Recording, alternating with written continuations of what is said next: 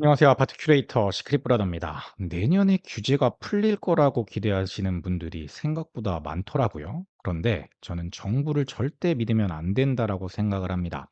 저는 내년에도 규제가 절대 안 풀릴 거라고 생각하거든요. 오늘은 제가 그 이유를 아주 솔직하게 말씀드리겠습니다. 요즘 가장 많이 하는 질문들 중에 하나가 이거죠. "규제 지역 해제될까요?" 특히 노도강이나 수원같이 별로 오르지도 않은 지역들, 그런 지역들에서 막 데모하고 들고 일어나고 이러면 풀어주지 않을까요?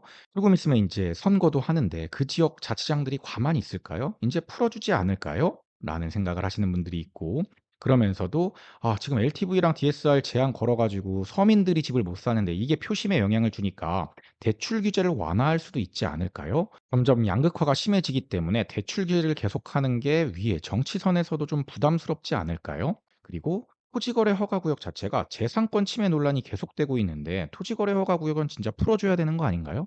뭐 강남 3구 묶는 건 이해하겠어요. 그런데 수원이나 뭐 수지나 안양이나 이런 곳까지 묶는 건 너무 심한 거 아닌가요? 이런 곳들은 토어제를 풀어줘야 되는 거 아닌가요? 이런 질문들을 많이 하십니다. 결론부터 얘기하면 저는 해제 가능성이 굉장히 낮다라고 봅니다. 왜냐하면 이 규제라는 게 수학적으로 접근하는 게 아니라 정치의 영역에 가깝기 때문에 그렇습니다.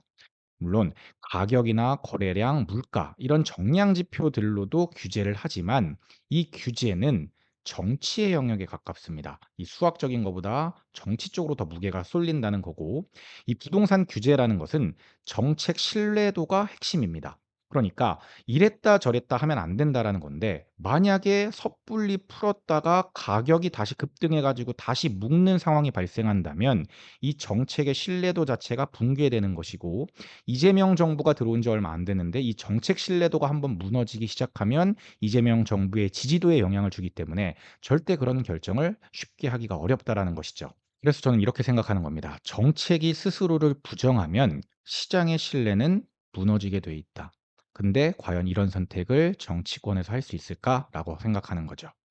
25년 이재명 정부가 들어와서 세 차례의 굵직한 대책이 있었습니다. 그런데 이 정책 자체의 일관성이 흔들리고 있어요. 그러니까 처음에 나왔던 6.27 대책은 꽤 강력했습니다. 그리고 시장에 굉장히 간결한 메시지를 줬어요.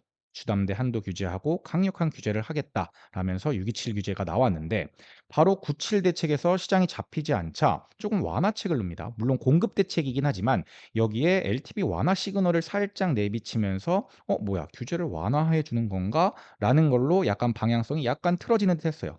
그러다가 또 시장이 잡히지 않으니까 10-15 대책에서는 다시 LTV를 강화하면서 말 바꾸기를 시전했습니다.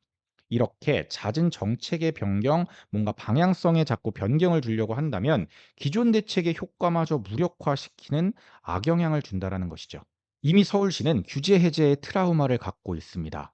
토어제 푼 적이 있었죠. 토어제 풀었을 때 어떤 결과가 나왔었나요? 시장 활성화를 위해 규제를 풀었더니 가격이 폭등해 버렸습니다. 급등이 아니라 폭등해 버렸습니다. 대기 수요가 있었고 대기 수요가 폭발하면서 집값이 폭등을 해 버렸죠. 그러면서 정책적인 후회가 됐죠. 서울시장 자리를 그냥 내놓을 뻔했어요. 그래서 이번 서울시장 선거도 어떻게 될지 사실 모르겠습니다. 여론은 악화되었고 수습이 불가한 상태로 갔고 바로 다시 묶어 버렸죠. 이게 바로 정책 규제 해제의 트라우마입니다.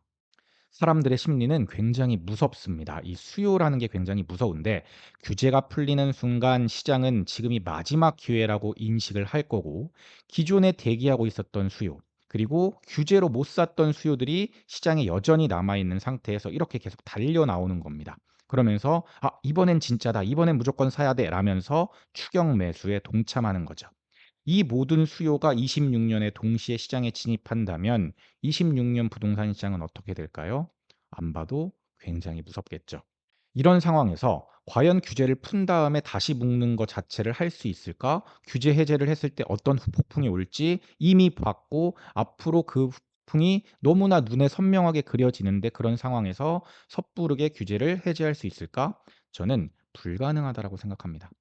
가격이 튀었다고 즉시 다시 규제 지역으로 지정하는 건 정치적인 자살 행위에 가깝기 때문에 그렇습니다. 당연히 가격이 오르게 되면 왜 풀었냐라는 책임론이 부상할 것이고, 책임을 지고 정치판에서 은퇴할 수도 있는 상황에서 과연 그거를 선택할 수 있을까요? 굉장히 어려울 겁니다. 정부 입장에서도 정책 신뢰도 자체가 걸린 문제이기 때문에 이 정책 신뢰도를 완전 상실하는 악수가 될 수 있습니다. 그렇기 때문에 저는 규제 해제하는 게 굉장히 어렵다라고 보고 정책 결정자는 당연히 이렇게 생각할 수밖에 없습니다. '아 그래. 만약에 튀어오르면 어떡해? 그러니까 내가 푼 다음에 다시 묶지 않을 각오가 없다면 애초에 풀지 말자. 그냥 그런 짓 하지 말자.'라고 생각할 수밖에 없다라는 것이죠. 이것이 바로 부동산 정책을 보수적으로 접근할 수밖에 없는 이유입니다. 시크릿 큐레이팅 문의는 고정 댓글을 참고하세요. 부동산을 좀 아는 사람들은 이렇게 생각합니다. '강남 3 구의 규제는 영원히 못 푼다.' 이렇게 생각하는 사람들이 많은데 왜 그러냐면 강남 3 구의 규제를 풀었어요. 토어제를 예를 들어 풀었어요. 그러면 강남 3 구의 가격이 어떻게 될까요? 물론 한번 풀린 다음에 양도세도 취득세도 다 풀어 주고 하면은 나중에 가격이 팍 뛰었다가 제자리를 찾아가는 과정이 있을 겁니다. 그런데 한번 팍 튀는 이 과정을 견딜 수 있는 정치인이 있다 없다? 제가 봤을 때는 없습니다. 왜냐하면 이건 한번 풀면 돌이킬 수 없는 뇌관이기 때문에 여러분들이 섣부른 기대감으로 '규제가 풀리면 사야지.'라고 하는 것 자체가 굉장히 잘못된 생각이라는 겁니다. 그래서 저는 여러분들이 이렇게 대응을 하셨으면 좋겠어요. 저는 여러분들이 '시장이 풀릴 거야. 규제가 풀릴 거야. 가격이 내려갈 거야.' 이런 기대에 베팅하지 않으셨으면 좋겠습니다. 부동산은 규제가 풀릴 거라서 사는 게 아닙니다. 라이프 사이클에 맞춰서 그냥 사는 거예요. 그런데 그 타이밍은 지금처럼 조용한 시기가 오히려 훨씬 좋은 기회입니다. 왜? 여전히 대기 수요들은 묶여 있거든요. 이런 시기에 조용한 시기에 그나마 물건을 하나라도 내가 골라서 살 수 있는 시기에 움직이셔야 됩니다. 특히 15억 언더 구간에서는요. 저는 여러분들이 이걸 꼭 명심하셨으면 좋겠어요. 내 집 마련은 언제나 옳습니다. 그리고 시장을 좀 냉정하게 바라보셨으면 좋겠습니다. 왜?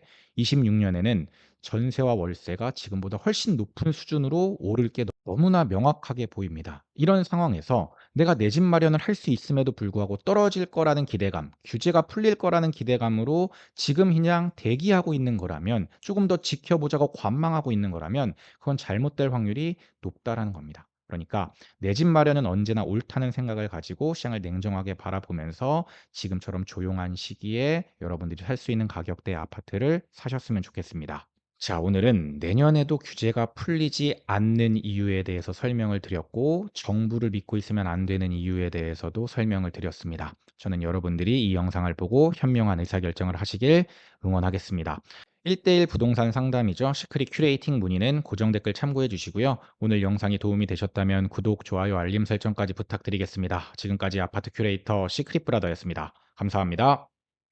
시크릿 브라더 채널을 구독, 좋아요, 알림 설정 부탁드려요.